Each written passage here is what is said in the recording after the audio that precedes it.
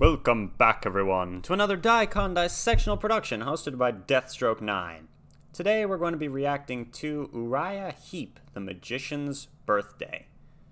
We haven't done any Uriah Heep on the channel yet. This is pretty exciting. This is a patron request. Welcome to the channel. If you're new here, my name is Daniel, aka Deathstroke9, and here we react to music. I try to figure out what the lyrics and the music mean to me personally. And yeah, we're moving on up. So, that's about all I have to say. I'm excited to check this out. I have no idea what Uriah Heep, what type of music it is. No clue. In fact, let's look it up, actually. That's a good idea. Whoops, that's the wrong thing. There we go. All right, we're going to first take a look and see if Uriah Heep, what an odd name. Oh, that's not what I'm looking for. I've got the lyrics pulled up already. I just want to see what the group is. Wikipedia. English rock band. Nice. Most of the English rock bands have been pretty awesome. The current lineup includes some people. They have released 24 studio albums of original material, 20 live albums, and 41 compilation albums. That's a lot of albums. Okay. They've sold over 4 million sales, 45 million albums worldwide, with over 4 million sales in the US, where its best known songs include Easy Livin', The Wizard, Easy Living, interesting, Sweet Lorraine, and Stealin'. Alright, so they're English rock. That's what we've got here. So this is called The Magician's Birthday. I'm excited to check it out. And yeah, link to the original video is going to be down in the description. Let me full screen it. This is fun. Let's do this. 3, 2, 1. Uriah Heep, The Magician's Birthday.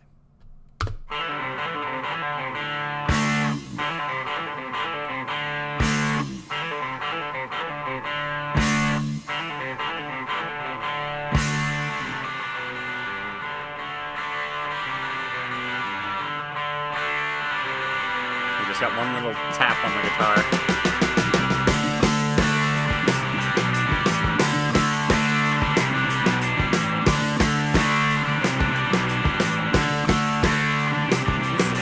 In the magic garden, some were singing, some were dancing, while the midnight moon shone brightly overhead. The stars so gaily glistened, and the Sphinx in silence listened to the magician tell of lives that he had led. Let the bells of freedom ring, songs of love to Friday's king. Let's all go to the magician's birthday.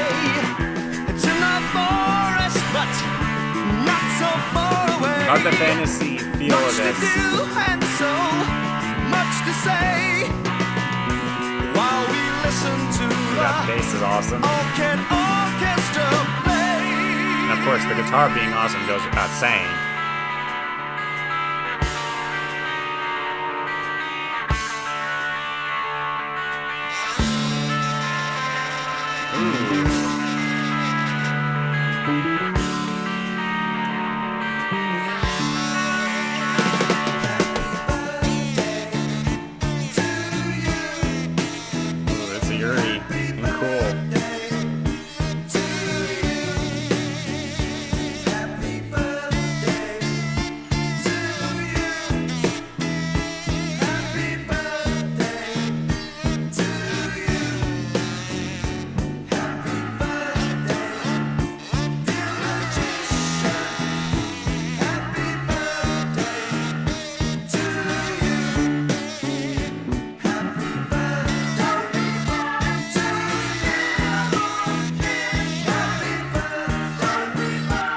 Like organ and chorus. Wow. Sounds Halloween-y almost.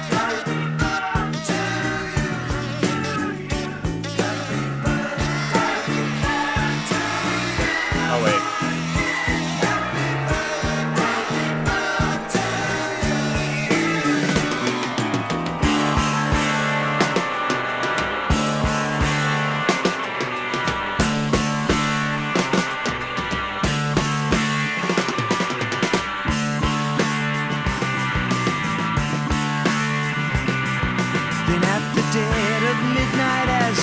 watched the dancing firelight.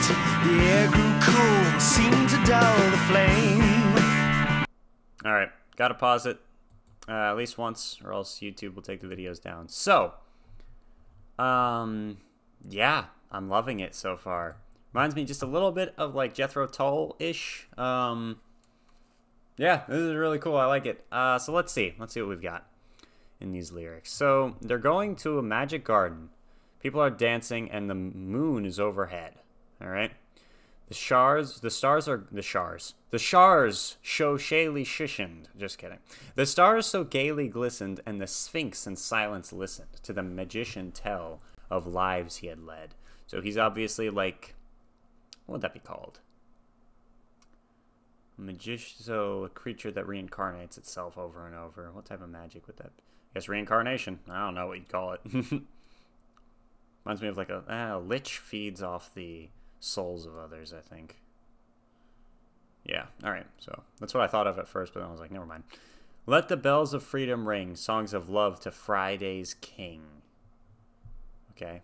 Let's all go to the magician's birthday. It's in a forest, not so far away. Much to do, so much to say, as while we listen to the Orchid Orchestra play. So I'm going to bet that this has figurative meaning. Who knows what it's about? We're gonna look it up on Song Facts at the end. But right now, I really like just taking it completely literally, because I really like fantasy stuff in general. So they're in a magic garden, having a birthday party, kind of, not really, with a magician. Happy birthday, magician! It's your birthday. At the dead of looks like things are about to take a turn for the worse. Let's keep going. 3, 2, 1. Oh, let me bring it back. 3, 2, 1. The magician's birthday. Uriah Heep. I hope I'm saying their name right. Uriah. Then at the dead of midnight, as we watched the dancing firelight, the air grew cold and seemed to dull the flame. The fire died, the music faded, filled with fear of death we waited, for now we knew some evil was to blame.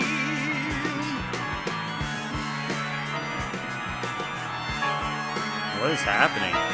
They're casting a spell.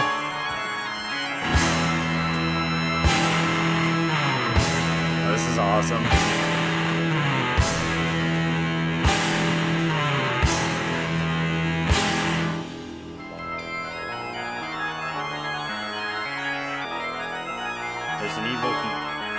There's something evil coming.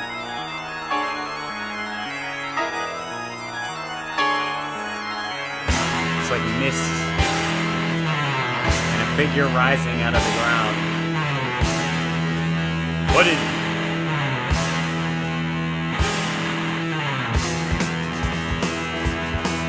And our heart rate picks up as we realize this is no mere mortal. Turn that up.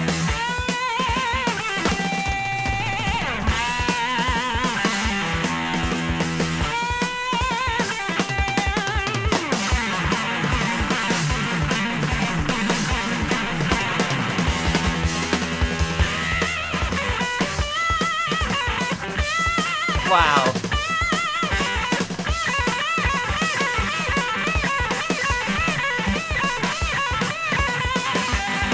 It's like lightning. Thinking of like Harry Potter when they're shooting lightning at each other.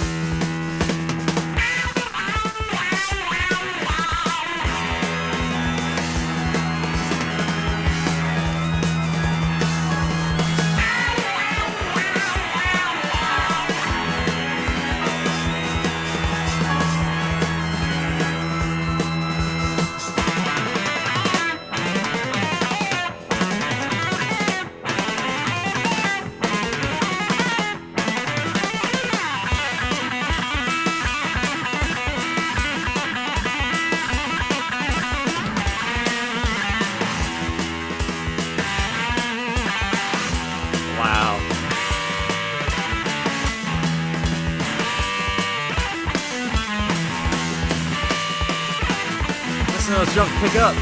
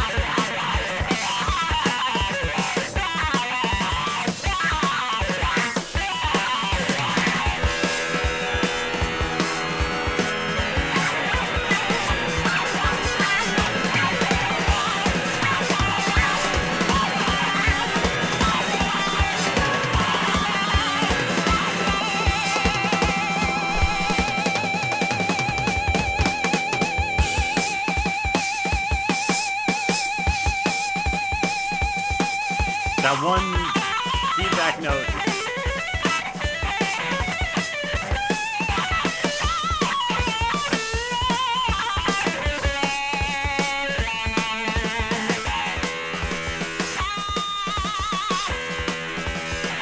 Could break my neck doing this.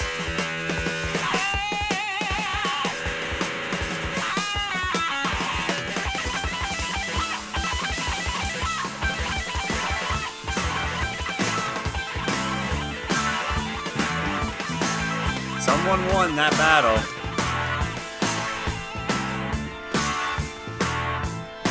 I challenge you all, for all you own and all you know, and by all the powers of darkness, I will steal what is mine. Alright. Felt like I should pause it at least one more time. So is this image right here, like, is this the wizard and this is like the enemy wizard, the evil wizard casting spells and stuff? Because that's what that felt like, is two wizards passing spells at each other. So a wizard, happy birthday, right? Then they start fighting. I challenge you all, for all you own and all you know. So he's trying to drain them. By all the powers of darkness, I will steal what is mine. Well, technically it's not yours, you're trying to steal it. Surrender now or face my spite. I grant you, it may be Friday night, but did you know this day also numbers 13? So Friday the 13th. First I'll give you fire. I'll turn your fire into a sleepy stream. Yes, now I'll give you nightmares. From your horror I'll create a dream. You cannot fight me, for I have the sword of hate. But one thing you can't see, my answer is simply an impenetrable fortress of love. So the way to beat him is love, I guess. The fear went as quickly as it came. The air was clear. The fire burned again. The flames leapt. The organ played. The swans sang to greet the day. And then we knew that love will find love will find love. Huh! That took a turn. Interesting. Very interesting. Let's keep going. 3, 2... I'm bringing it back. 3, 2, 1. The Magician's Birthday. Uriah Heep. This is really good. For all you own and all you know, and by all the powers of darkness, I will steal what is mine. Surrender now or face my spite. I grant you it may be Friday night, but did you know this day also numbers 13? First I give you fire, I turn your fire into a sleepy stream. Oh, they're fighting. Now I give you night. From your horror I'll create a dream. You cannot fight me, for I have the sword of hate. But one thing you can't see. It's awesome. My answer is simply an impenetrable fortress of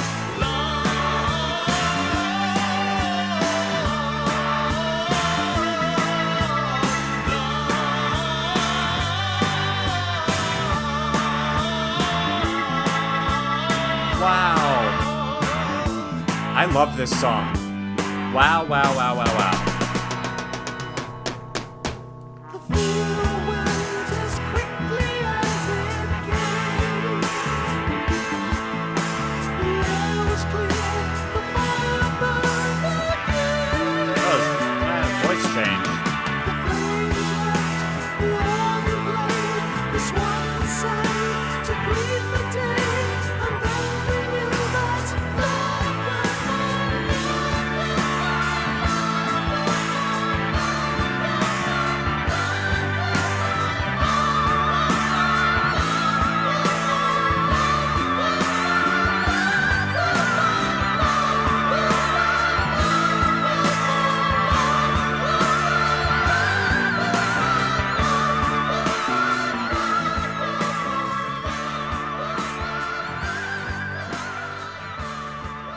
What an awesome song of good triumphing over evil and love defeating the sword of hate. An Iron Butterfly and Agata Davita's up next, huh? Oh, we already heard that. I gotta tell you, there are a few things. Like, I like almost everything I listen to, right? And a lot of the things I'll listen to again afterward. We've listened to a ton of stuff, right? Now, so far, some things, you might not even think this would be the case, but In-A-Gadda-Da-Vida, I've listened to that so many times since we first heard it. It's just so freaking good. Dark Side of the Moon, full album. The full album. I'll just put the full album. Same with Thick as a Brick and Aqualung, the entire album. Yes, Close to the Edge, another one that I will listen to a million times. Most of the stuff we've heard by Rush, especially 2112, is one I gravitate towards a lot just because it's just such a cool song. This is another one that will be added to that list because I really like that. A little more recently, I personally got more into, I guess you could call it horror as a genre. But before that, and pretty much my entire life after my, I guess I went through a phase where my favorite of everything was, like, the ocean and the creatures of the sea. Then after that, fantasy. My grandmother got me The Hobbit and the first book of The Lord of the Rings. I might have been 9 or 10. I'm not entirely sure exactly what age I was. My mom wouldn't let me read it at first. I believe it sat on a shelf for a while. Then my mom had a talk with another mom, and they agreed that The Hobbit was less bad than Lord of the Rings and would be good to read. Another reason I was allowed to read it was because the movie, I believe, had come out. Or was that? Maybe it was out for a while. I'm not entirely sure. And my mom saw it, and she wanted to show it to me. So I read The Hobbit. I was always a big fan of the Legend of Zelda series. Around that time, I always wanted to play Dungeons and Dragons and Elder Scrolls Skyrim, the video game and a board game. I mean, not a board game, a tabletop role-playing game. Were two of my highest goals in life at that time, and those stayed with me for like the 3 or 4 years it took for me to be able to do those things. It was my goals is to play Skyrim, the greatest video game of all time, and figure out what Dungeons and Dragons is and be able to play it, you know? So yeah, fantasy has been, I have so many books. I mean, obviously, Lord of the Rings, Harry Potter, but then a million others. This story that has been told in this song is awesome to me. Because, first of all, I love how the guitar sounds like spells being cast. The beginning sounds a little Halloween-y, like Happy Birthday to the Magician or whatever. Then they're talking back and forth to each other. Then, I've mentioned I'm a Christian, right? And even if you're not a Christian, if you try to be at least kind of I try to be optimistic about certain things. Other things I'm more pessimistic about. But in general, I try to be optimistic. If you're optimistic about stuff, hearing a story of how the guy's like, I have the sword of hate, no one can beat me, and he's like, I will cover us in a shield, an impenetrable fortress of love, and then the fear's gone, and we realize love is, it's awesome. Awesome. All right. Let's look it up on Song Facts. I almost, yeah. let's look this up. Really good song. Thank you very much, patron, for requesting this. Freaking awesome. That's not what I wanted. Meaning. Meaning. Song Facts, yay. All right. The Magician's Birthday. Oh, it's a full... We didn't just listen to an entire album.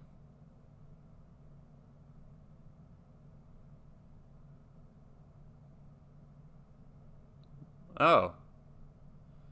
What? I'm confused. Alright, the song was mainly written by keyboardist Ken Hensley, and the lyrics were based on a fantasy novel of his. Yep, alright. The novel was basically about a good and an evil wizard challenging each other to a duel after meeting during the former's birthday party. The long instrumental section with the dueling guitars and drums and dissonant keyboard playing was supposed to depict the battle. I definitely got that.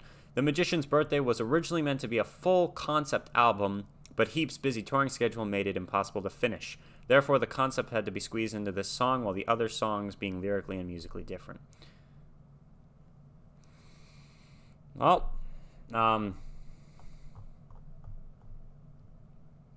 not much else to say. That was awesome. Uriah Heep. A lot of people have been requesting them for a while, and we finally got to them. That was awesome. Thank you very much for watching. Thank you for spending some time with me. If you're new to the channel, please consider subscribing. Check out some of the other awesome stuff on here. Let me know what other Uriah Heep or anybody else you'd like me to react to down in the comments. Let me know what this song means to you. Do you have any personal meaning that you attach to it, or any other tidbits of information I might have missed? Thank you very much for watching. Deathstroke 9. Out.